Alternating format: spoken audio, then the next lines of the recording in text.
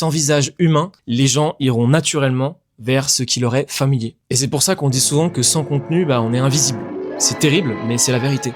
Car l'humain base son jugement sur ce qu'il voit, via des perceptions, peu sur des faits objectifs. Le problème, c'est que, et je suis d'accord avec vous, c'est assez relou. Et tout le monde n'est pas fait pour ça. Il y a une caméra et s'exposer devant des milliers de personnes qui vont voir cette vidéo à travers une vitre, c'est assez bizarre quand on y pense. Et c'est tout sauf naturel. Alors du coup, comment faire? Parce que moi aussi, je me suis battu longtemps face à ce problème-là. Mais j'ai quand même extrait 3 indices, 3 principes qui peuvent vous aider.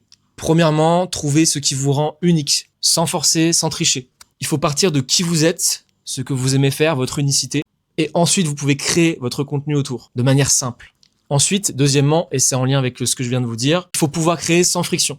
Donc par exemple, vous avez votre téléphone, vous commencez à vous filmer avec votre téléphone, vous montrez ce que vous savez faire, ce que vous aimez faire.